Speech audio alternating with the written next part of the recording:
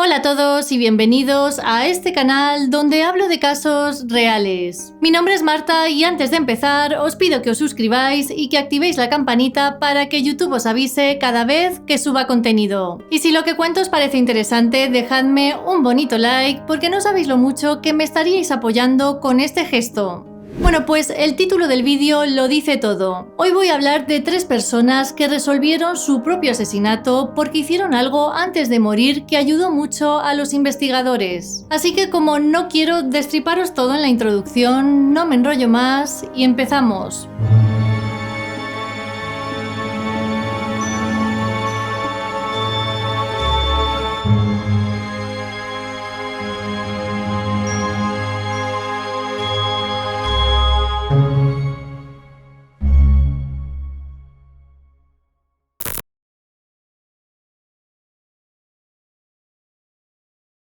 En 2005, Simon Eng, de 18 años, estaba atravesando un mal momento en su vida. Cuando era pequeño, sus padres se trasladaron con él y con su hermana Sharon de Hong Kong a Estados Unidos para que tuvieran una buena educación. Pero hacía 5 meses que estos habían regresado a su país de origen, dejando a Simon y a su hermana solos en su apartamento de Queens y con pocos recursos económicos. Aunque los hermanos vivían juntos, apenas se veían, ya que Sharon, de 21 años, solía llegar tarde a casa porque trabajaba en una empresa de telefonía en Chinatown. Este estudiante de programación, solitario e infeliz, comenzó a escribir blogs en 2002. Según contaba, odiaba hablar de sí mismo, pero quería llevar un diario para recordar su etapa universitaria. El jueves 12 de mayo de 2005, Simon se quedó en su casa porque no se sentía bien. Así que parte del tiempo lo dedicó a escribir en su blog, hasta que de repente a las 3 de la tarde sonó el timbre. Horas después, los servicios de emergencias recibieron una llamada del actual novio de Sharon. Al parecer, la joven le había telefoneado diciendo que había sido atacada dentro de su propia casa. Cuando a las 10 menos 20 llegaron al domicilio de los hermanos, vieron que Simon estaba tirado en el suelo. Al parecer había recibido varias puñaladas en el cuello y la espalda y no pudieron hacer nada por él. Sharon había sido atacada de la misma forma, pero como ella seguía con vida, fue trasladada al hospital. Tristemente murió 1 hora después. El novio le contó a la policía que había dejado a Sharon en casa a eso de las 9 de la noche, pero regresó 40 minutos después de que ella le telefoneara diciendo que alguien la había asaltado y atacado. Los agentes encargados del caso registraron la vivienda en busca de pistas.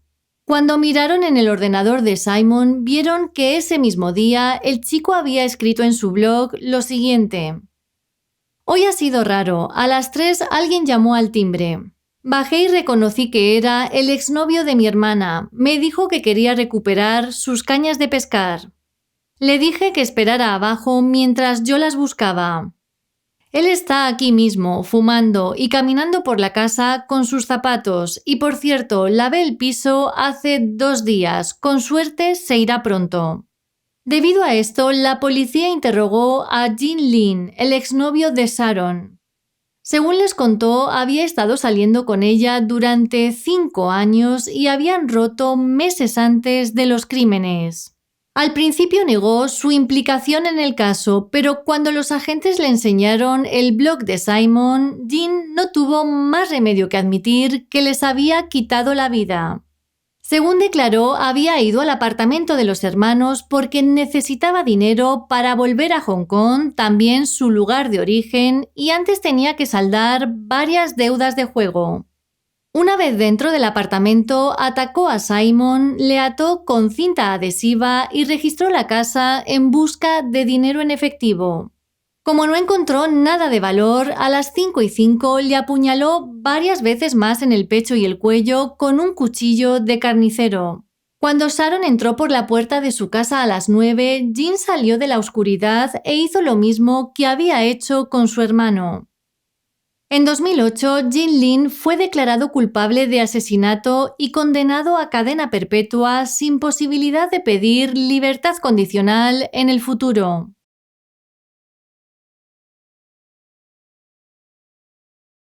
Joanna Wheaton y Matthew Pike se conocieron en 2006 en un foro de Internet. Poco a poco fueron consolidando su relación hasta que en 2007 se fueron a vivir juntos a un piso que estaba situado en Nottingham, Inglaterra. Ambos estudiaban en la universidad de dicha ciudad y tenían un trabajo de media jornada para poder hacer frente a sus gastos. Como los dos eran aficionados a los videojuegos, decidieron poner en marcha un foro dedicado al juego de la Game Boy Advance Wars. Las semanas iban pasando y el foro tenía cada vez más usuarios, entre los que se encontraba una persona que les llamó bastante la atención porque, según sus registros, pasaba más de 8 horas conectado. Aunque de este usuario no sabían mucho, empezaron a hablar con él de manera privada hasta que el chico empezó a mostrar demasiado interés por Joanna, llegando incluso a enviarle a diario mensajes privados a su cuenta de Facebook, algo que a la joven le incomodaba bastante. Después de varios sucesos, la pareja no tuvo más remedio que bloquearle su cuenta.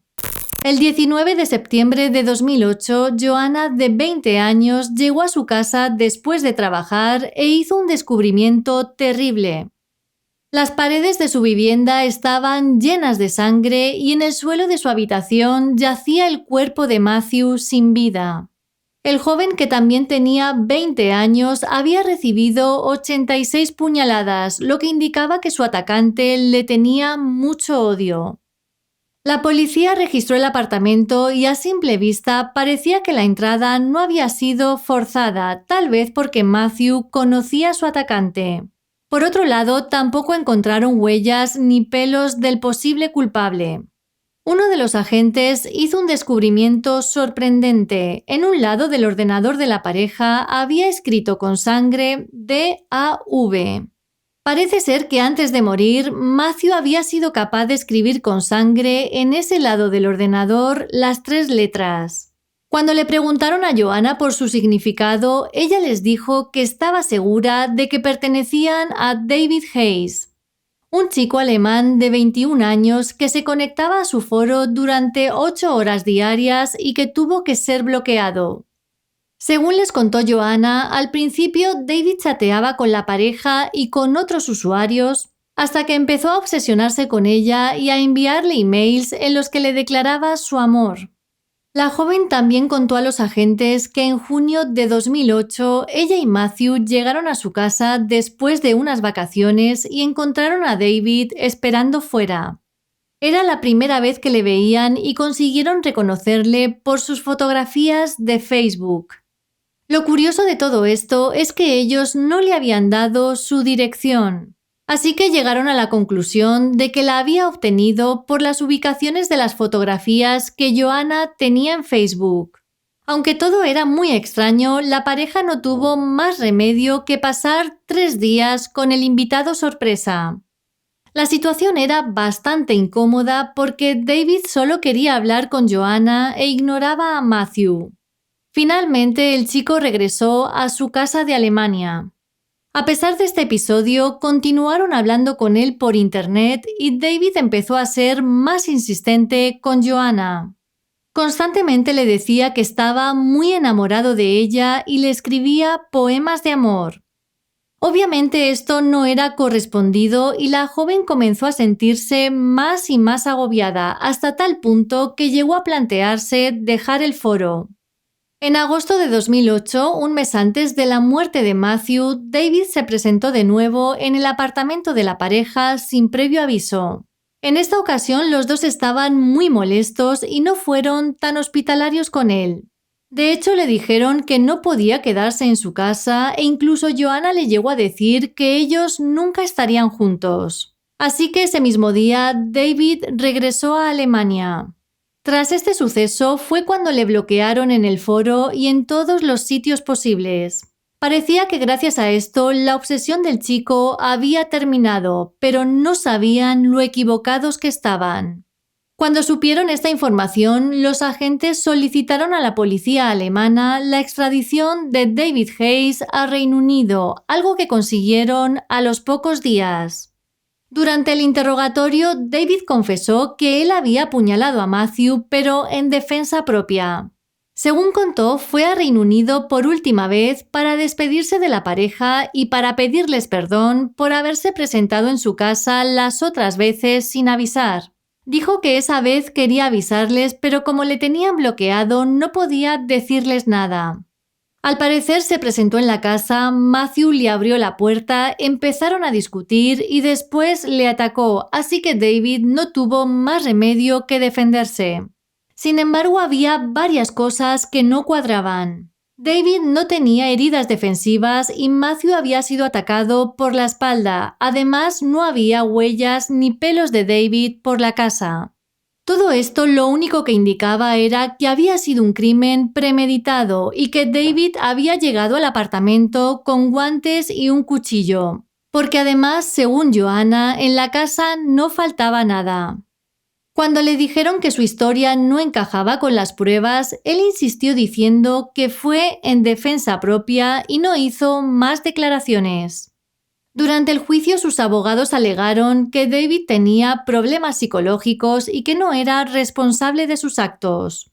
Según los psiquiatras que le examinaron, David era una persona que no toleraba el rechazo porque cuando sus padres se divorciaron no quisieron hacerse cargo de él. Así que con 7 años le dejaron al cuidado de su abuela, que por cierto le trataba bastante mal. Además, le costaba mucho relacionarse con otras personas, así que hacerse amigo de Joanna a través de Internet supuso una salvación para él. En mayo de 2009 encontraron a David Hayes culpable del asesinato de Matthew Pike, por lo que fue condenado a cadena perpetua. Tendrá que pasar un mínimo de 18 años en prisión para poder solicitar libertad condicional.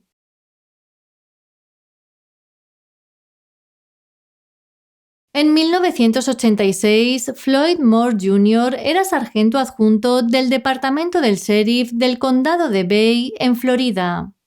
Este padre de familia, que era muy querido en el departamento, tenía además un trabajo adicional como vigilante de seguridad en los apartamentos Turtle Lake, donde también residía.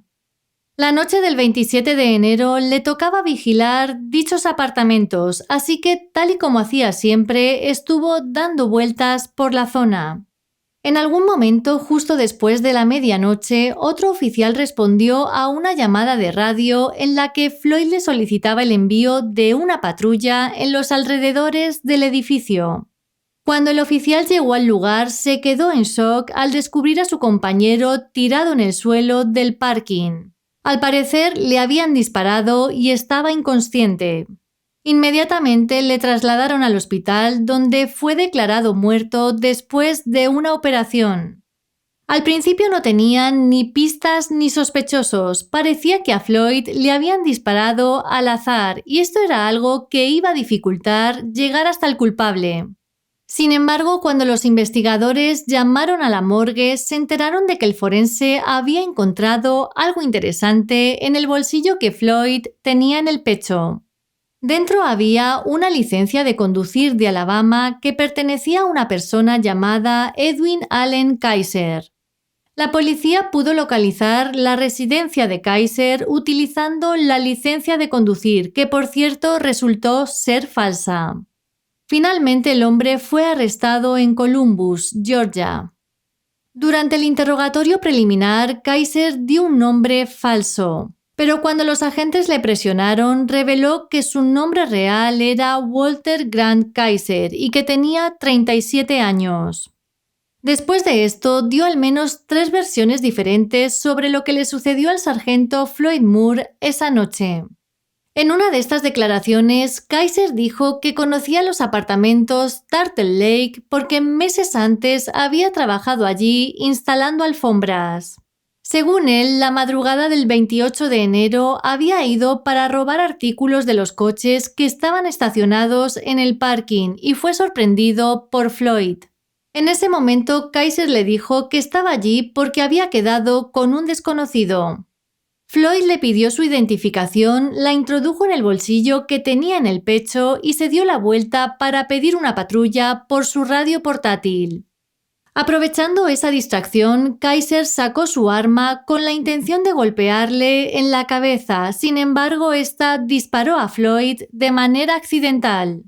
Al ver lo que había sucedido, entró en pánico, cosa que le hizo olvidar que el agente tenía su licencia en el bolsillo, así que escapó sin recuperarla. En otras dos versiones de los hechos, Kaiser implicó a su amigo Richard Rick y al hermano de su esposa Lee Dumbach. Kaiser dijo además que todo había sido ideado con la ayuda de su esposa, Tina Kaiser. Aún así, durante el juicio, Walter Kaiser fue declarado culpable de asesinato en primer grado y posteriormente condenado a la pena capital. Sin embargo, esto fue revocado en un nuevo juicio donde volvió a ser declarado culpable, aunque en esta ocasión fue condenado a cadena perpetua. En 2015, los fiscales pidieron a la corte que no permitieran a Kaiser presentar más apelaciones, ya que llevaban invertidos cerca de $10,000 para examinar sus reclamaciones. Actualmente cumple su condena en la prisión estatal Jefferson, en Florida. A la familia de Floyd y a sus compañeros oficiales les gusta pensar que el sargento resolvió el último caso en el que trabajó, es decir, su propio asesinato.